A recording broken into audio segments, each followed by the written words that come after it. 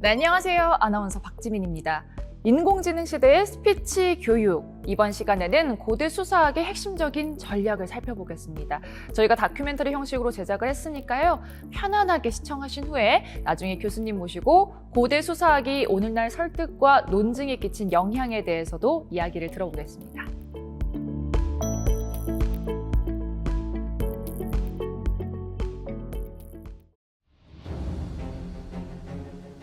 미국 국무장관을 지낸 정치인 데니엘 웹스터는 이런 명언을 남겼습니다. 만약 내가 가진 것 중에서 단 한 가지만 빼고 모두 빼앗길 상황이라면 나는 주저하지 않고 말하기 능력을 선택할 것이다. 그것만 있으면 잃었던 모든 것을 되찾을 수 있기 때문이다. 라고 말이죠. 이제는 말 잘하는 사람이 성공하는 시대입니다. 학교에서 읽기와 쓰기 능력은 지식을 습득하고 재구성하는 도구이지만 사회생활에서 직무 능력을 판별하는 데 결정적 역할을 하는 것은 바로 말하기 능력입니다.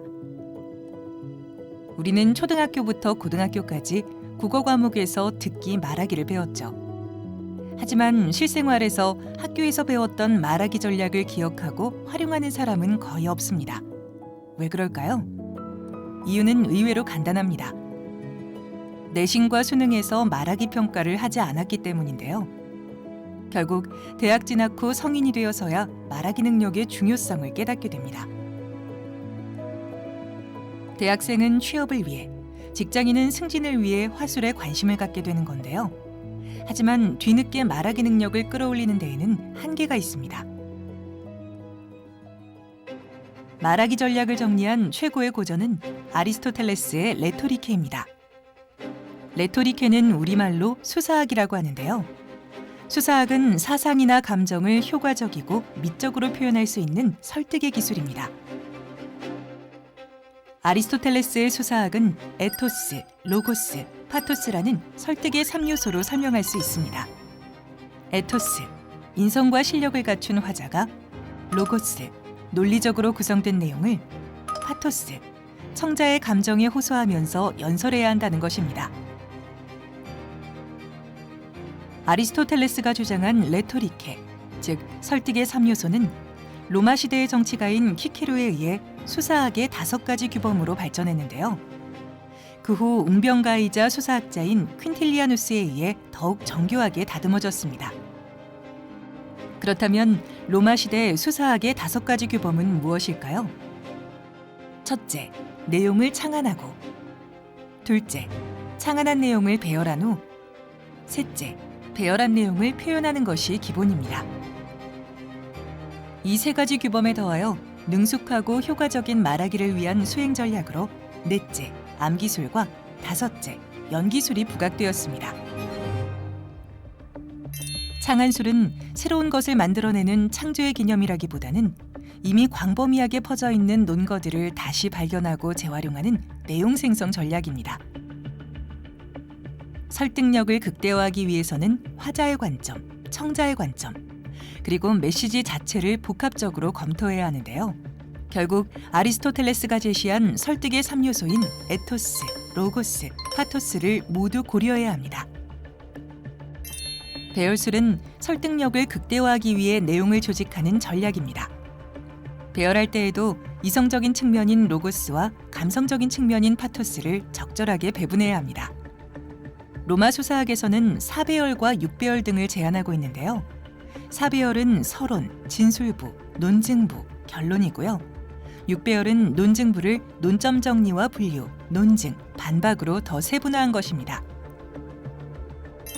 표현술은 창안하고 배열하면서 구성했던 내용을 말과 문장으로 표현하는 전략입니다. 비유적 표현과 다양한 수사학적 기법을 동원하기 때문에 수사학과 문학이 만나는 지점이기도 합니다. 암기술은 말하려는 내용을 기억하는 전략입니다.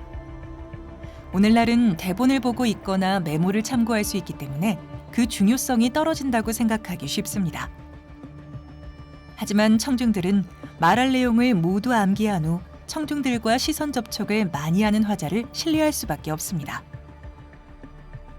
법전을 뒤적이며 변호하는 변호사와 의학서를 보면서 진료하는 의사를 신뢰하는 사람이 있을까요?